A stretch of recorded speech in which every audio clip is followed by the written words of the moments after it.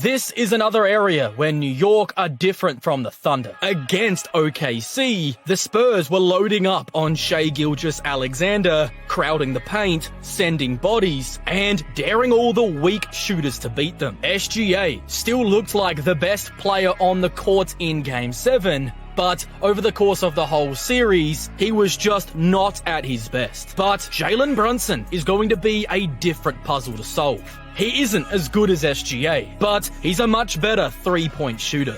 If you play drop, he's pulling up. If you go under, he's going to pull. And if you give him space coming off a high screen, he is stepping into these threes with zero hesitation, and he's knocking them down with great efficiency. On top of that, New York around him are way more comfortable shooting the ball than Oklahoma City were. New York are shooting 40% from three as a unit in these playoffs. Brunson can shoot, Bridges can shoot, OG's a sniper, Towns is probably the best three-point shooting big man we've ever seen, and even Josh Hart can find a little bit of rhythm, giving them a starting five of capable three-point shooters. Then, when we look at the potential matchups for Brunson, that's certainly not going to calm down the Spurs either. De'Aaron Fox has not been the answer, as over the 18 field goal attempts against Fox in the last 3 seasons, he's getting 1.17 points per shot on 58.3% true shooting. Julian Champagnie has also had a difficult time on Brunson. Over 18 field goals, Brunson is getting 1.28 points per shot while shooting 64% effective field goal shooting. Then when you get to Steph Castle and Devin Vassell, their sample sizes by the numbers are just way too small to tell us anything. But by pure logic and the eye test, Steph Castle is 100% their best option because he has the length, strength, and physicality to at least bother him. And considering that he defended the MVP in the previous round, he's almost certainly going to be the primary matchup. Dylan Harper and Devin Vassell will probably be the other guys as well. But it's the flip side of that conversation, because Brunson can absolutely be a problem for the Spurs, but he can also become a problem for New York. Defensively, where does he go? No chance he's guarding De'Aaron Fox. He's got an even worse chance to stop Steph Castle, and if Dylan Harper comes in off the bench, that certainly isn't a hiding spot either. Maybe you go with Devin Vassell, but even that would make me uncomfortable.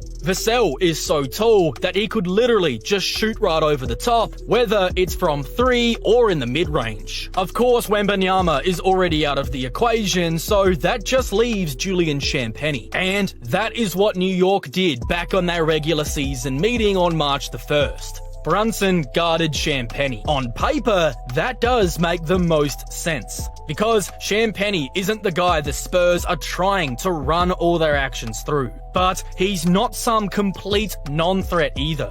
We just saw him have big moments in the Oklahoma City series, including plays where he just lowered the boom on Chet Holmgren and actually had success at the rim. Now, I'm not suggesting that the Spurs are going to turn Champagnie into a post-up threat. That isn't the point. The point that I'm making is that Champagnie is a capable screener. And with that, you can get Jalen Brunson into a lot of actions, trying to switch him against all of the capable guards. So, how do New York protect him? You certainly can't just willingly give up the switch. And in these playoffs so far, they have been sending multiple guys up to the level Castle and Harper could get into bodies, truck smaller guards inside, touch the paint, and really make things happen. They were bigger and stronger than guys like McCain, guys like Wallace, and that physical edge gave the Spurs another way to bend the game. New York, though, is a very different matchup. The Knicks have bigger wings, guys like OG Anunoby, Josh Hart, and even Mikal Bridges, who is lighter, but he's still really long, providing different looks that the Spurs did not have to deal with against OKC. This is not a series where Castle and Harper are just going to be walking into tiny guards and just throwing their weight around down low. Steph Castle is still going to be a massive swing piece. he wasn't anywhere near his best against Oklahoma City, as his three-point shooting went from 44% in the previous 2 rounds down to the mid-20s against the Thunder,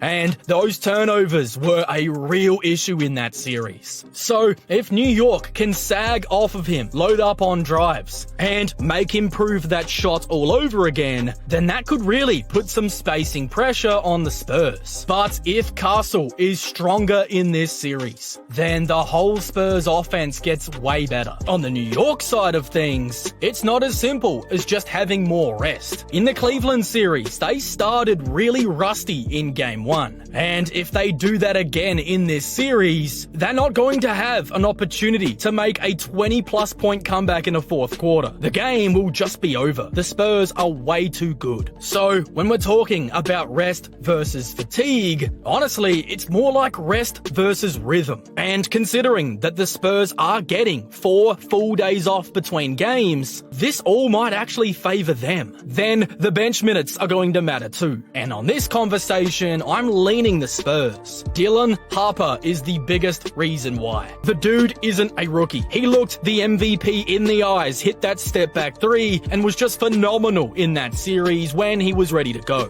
Keldon Johnson would be the other guy that I'm looking for in this series. Because yes, his playoffs haven't been very good so far, but considering how New York do lack some size in those bench units, there is a lot of mismatch hunting potential for him, getting guys like Alvarado, Deuce McBride, Landry Shamet, and even a Jordan Clarkson into switches and then go to work. On the Knicks side of things, they do have Mitchell Robinson, and he can swing the balance of a game pretty much by himself with what he does on the offensive glass. But the free throws matter, and I fully expect to see Spurs coach Mitch Johnson implement the Hacker Mitch strategy. Overall though, it's the battle for these extra possessions, the bench points, and San Antonio being able to survive without Victor Wembanyama that's really going to be a massive swing factor in this series. Whether or not the New York Knicks can drag Victor Wembanyama away from the paint. Because if Wemby gets to live near the rim all series long defensively, then the New York Knicks are in serious trouble. That is the main cog in the Spurs defensive system. He basically plays a one-man zone at the cup. So even if you beat your man on the perimeter, it still doesn't really matter, because now you've got to go and finish over a 7'4" alien. But New York do have a legit counter, Karl Anthony Towns. That is why Towns will be the most important player in this series. Oklahoma City were not able to punish Wemby for roaming inside because Chet Holmgren was flat out terrible and they just lacked all the three-point shooting required. But Cat can. He's bigger, he's stronger, he can rebound, he can post up the smaller defenders, and most importantly, he might just be the best big man three-point shooter that we've ever seen.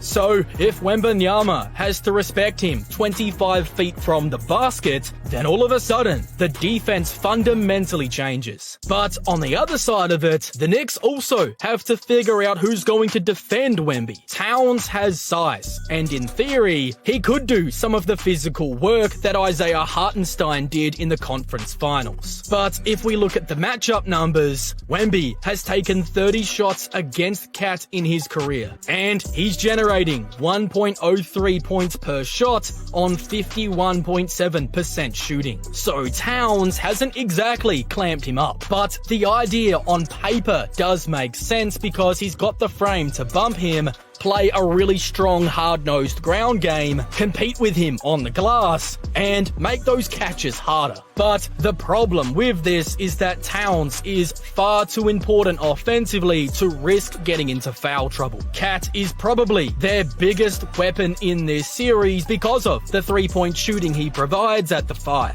So if he also has to spend the whole series reaching, bumping, and picking up those silly fouls that we know he does against Wemby, then that could really backfire. Mitchell Robinson isn't a clean answer either, as over 14 shots against him, Wemby is getting 1 point per shot while shooting 50% from the field. But this is where OG Anunoby comes in. And I think he's going to be the big-time adjustment. In Wembanyama's career, he's had 16 shots against OG, and he's only getting 0.69 points per shot on 34% effective field goal shooting. Now, this isn't an enormous sample size, but he's New York's best possible option, and the logic makes perfect sense. OG is strong enough not to concede ground. He's also quick enough to slide the feet and stay in front if Wemby tries to face him up, and he's also long enough to potentially bother the jump shot as well. So to me, OG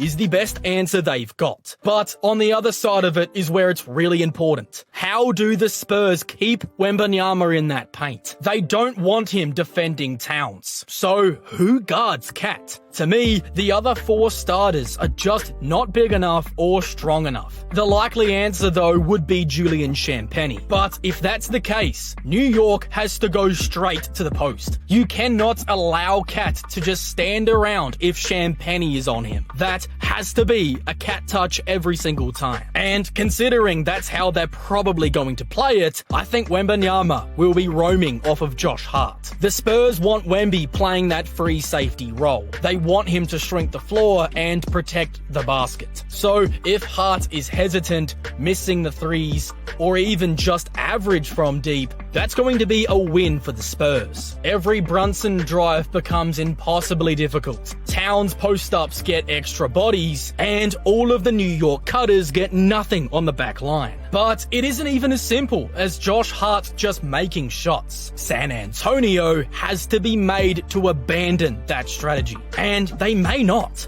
Even if Josh Hart knocks down a couple threes, Spurs are probably going to say, fine, if Josh Hart is taking and making threes, we can live with that as long as it keeps Wembanyama near the rim. The question is whether Hart makes enough, he makes them early enough, or he makes them in big moments to scare this Spurs team into changing the coverage. Because if they are made to put Wembanyama back on Cat, that changes the whole floor. Now, Wembanyama has to be away from the cup.